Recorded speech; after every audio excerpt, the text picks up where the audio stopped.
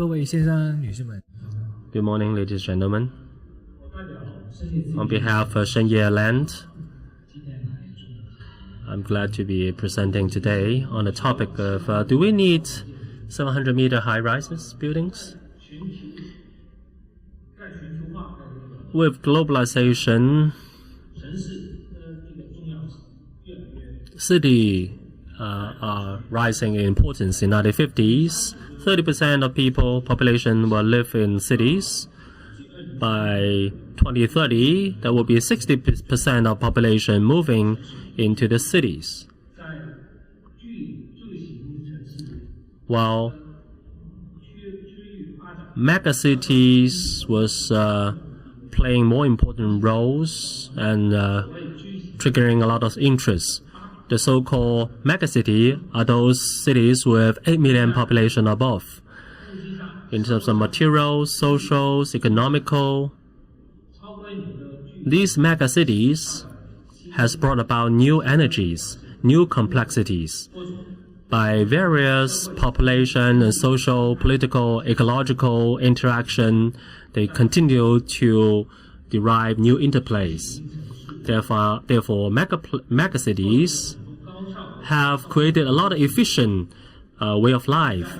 In the same time, in megacities, we're also dealing with a lot of challenges, including the urban management, sustainability, service provision, security.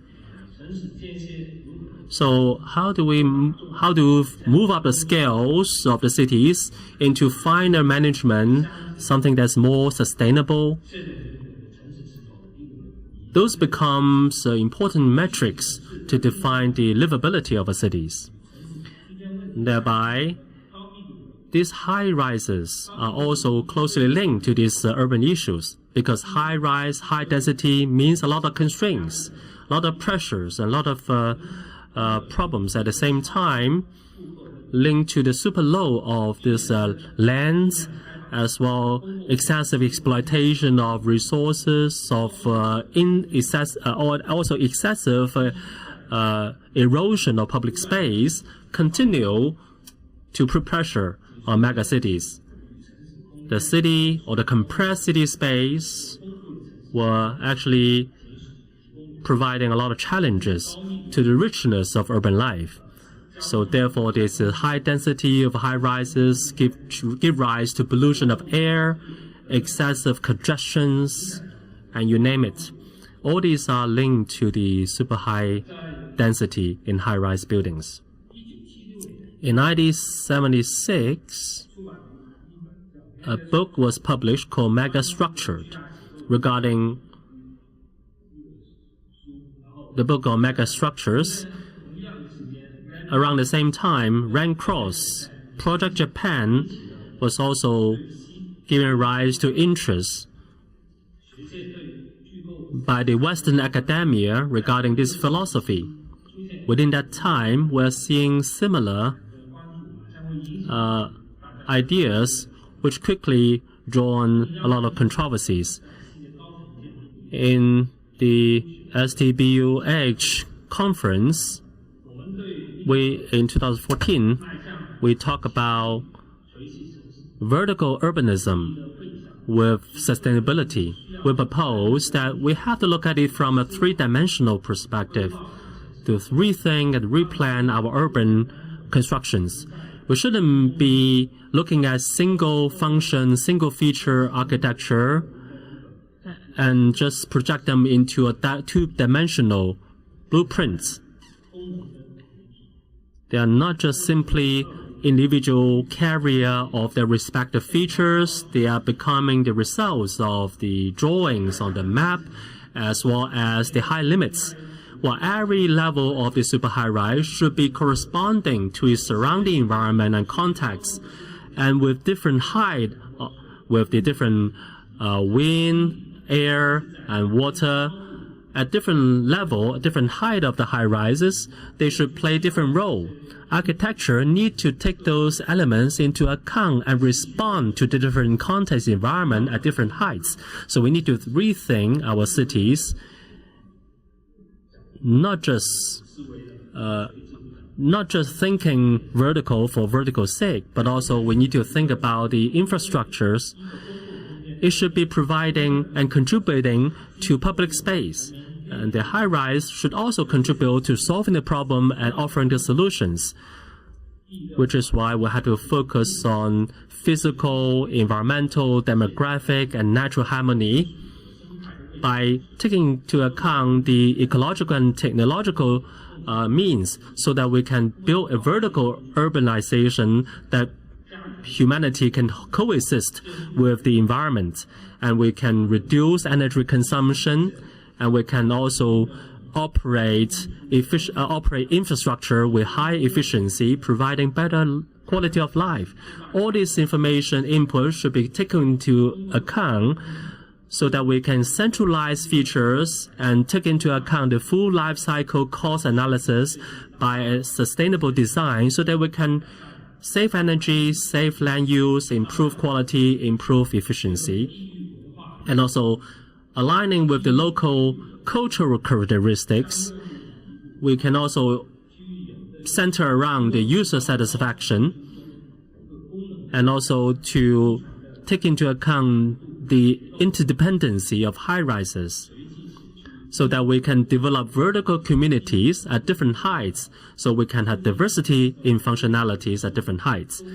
So all these elements can move up in a vertical design, so that the segregated land can be reconverged, so that they become forming these vertical communities, so that we can develop green, leisure, and open space. This will take some pressure away from the congested urban space, so that by this new urban open space, by adding new social programs, by adding new connectivity at heights, so that in a high-density environment, we can still see mobility of people, so that we can have higher connectivity of urban density, reduce energy, improve efficiency, improving more public space for leisure use, introducing the connectivity of buildings, so that these public facilities can provide a more diversified meeting place and socializing events for the population, so that we can have more dimensions.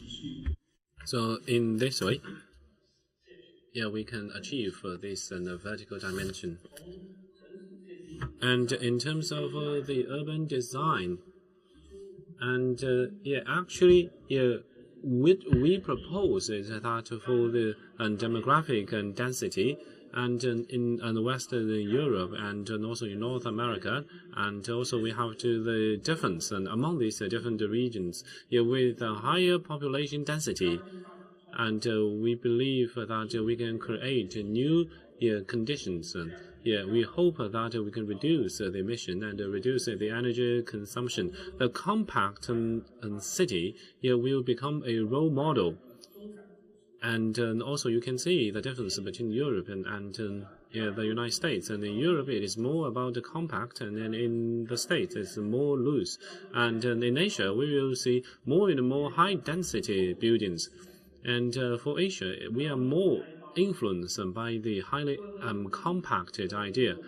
And also we are dedicated to promoting the mass and transportation and high density. And the ultimate indicator is the efficiency for the mega cities. So we can see that the Asian model is still different from the European style. Well, in Hong Kong, you can see that it is also a representative of the super high rises and in high density. And when we take a look at the Asian cities, you can see that for many communities and households, and we will see some local flavor. And also in Shanghai, you can see the lanes, and also in Shenzhen, and we will also see different alleys. So in different neighborhoods, so you can see interaction and coordination between each other in order to align with the high density as well as the dynamics. And in this way, we are able to explore the self-sufficiency. And in the back, you can see that this is a very unique Oriental idea, different from the Western style.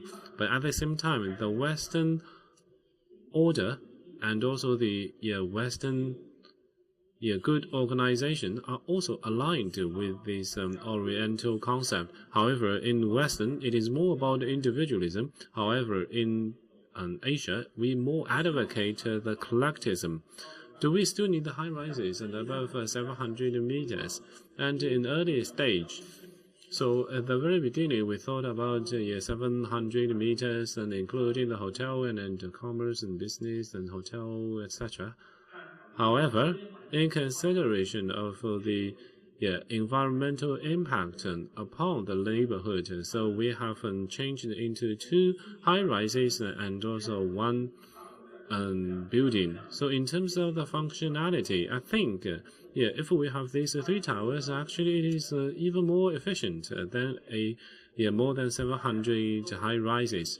Because a lot of costs have been converted into better and safer amenities and also better curtain walls, and especially for the 400-meter tower. And you can see that it is better merged into the neighborhood. We believe that we change 1 700 high rise into 3 different high rises. It is more efficient.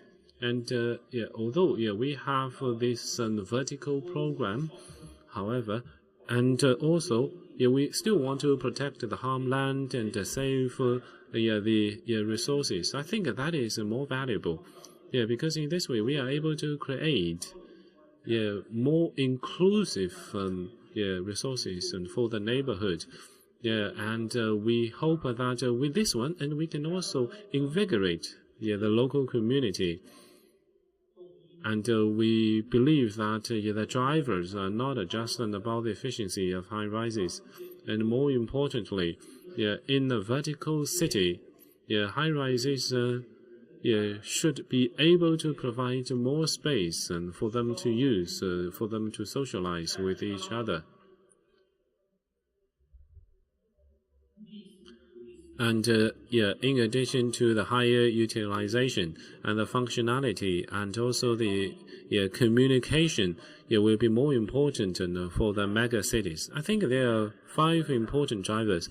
First of all, we have to think about the impact of the climate on the high rises, and we should also take into consideration the energy conservation. Second, and we have to think about 3-dimensional and vertical transportation, and we hope that we can enhance the interpersonal communications with each other. Thirdly, and it is more about the work and also life. We have to have more combined opportunities for jobs and also reduce the transportation and also the energy consumption. Fourthly, and for a vertical high-rise, and we hope that we can restructure and recycle all these resources. And fifthly, and we hope that we can have more structured industries and livelihoods. So we hope that we can have a more diversified and also vertical infrastructure. And for the modern, highly dense cities, we have to cater for the needs of Asian people. So it is more about human, and it is also about the we have to resolve the constraints of post-modernism. We hope that we can see more harmony of environment and culture. Then in this way, it can become increasingly dynamic in our modern life. Thank you.